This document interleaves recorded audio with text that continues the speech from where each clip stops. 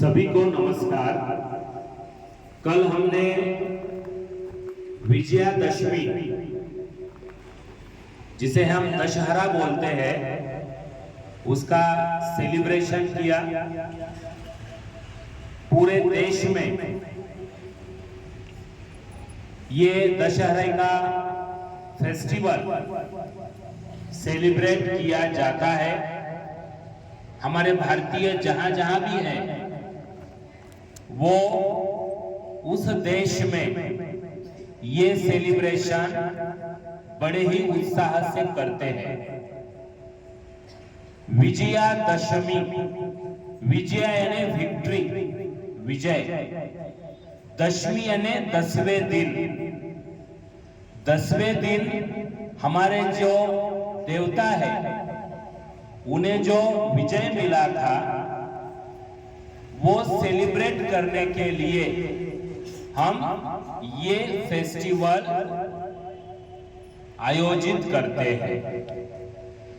इस फेस्टिवल को दशहरा भी कहा जाता है। दश यानी 10, हरा यानी पराजित, जिसे 10 सर थे।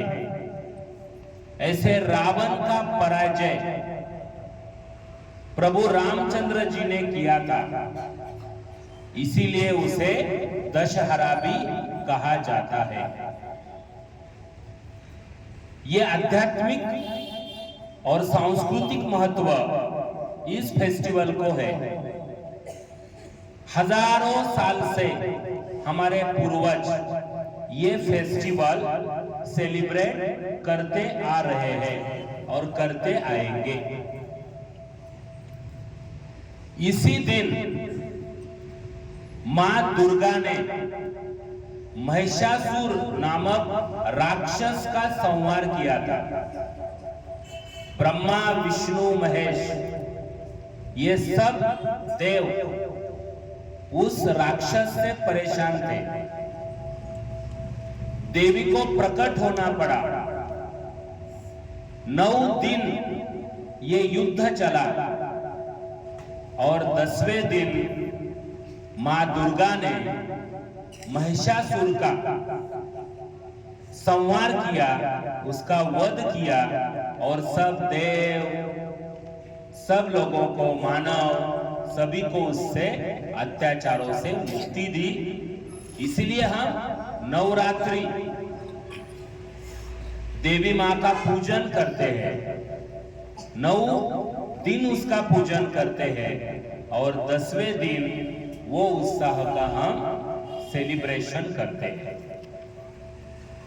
प्रभु रामचंद्र जी ने भी 9 दिन देवी का उपवास किया था और 10वें दिन बलाढ्य रावण, उसका वध किया था। इसीलिए विक्ट्री के तहत, एक विजयोत्सव के तहत हम ये फेस्टिवल को सेलिब्रेट भी करते हैं। ये सत्य और असत्य की कहानी है। सत्य की असत्य के ऊपर की विक्ट्री है, विजय उत्सव है। सत्य प्रभु रामचंद्र जी, असत्य रावण। रावण बलाढ्य था, विद्वान था, पंडित था। महादेव को जिसने वश किया था, नवग्रह को जिसने वश किया था, जिसकी सोने की लंका थी, उस बलाढ्य रावण को प्रभु रामचंद्र जी ने पराजित किया था, क्योंकि सत्य उनके बाजू में था। रावण विद्वान था, लेकिन असत्य था, दुराचारी था, व्याभिचारी था, अहंकारी था। और राम सत्य बोलने वाला था, सत्य की राह पे चलने वाला था। इसीलिए प्रभु रामचंद्र जी रावण का वध कर सके। आज के पीढ़ी को प्रभु रामचंद्र जी को आदर्श मानना चाहिए। उनके जैसा 1% कम से कम बनने की हमें कोशिश करनी चाहिए। हमारे आदर्श कौन है ये हमें तय करना पड़ेगा। अगर आपका आदर्श प्रभु रामचंद्र जी है तो आपका व्यवहार, आपका आचरण, आपका जो यश मिलने वाला है, आपका जो नाम होने वाला है, वो भी उसी प्रकार का होने वाला है। प्रभु रामचंद्र जी के बहुत सारे गुण थे।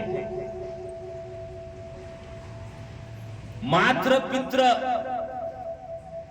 मात्र देवो भवो, पितृ देवो भवो, ऐसे हम बोलते हैं। उन्होंने वो करके दिखाया था। उनके पिताजी ने कहा कि कल आपको वनवास में जाना है। उन्होंने कोई प्रश्न न पूछते हुए वनवास वो चले गए।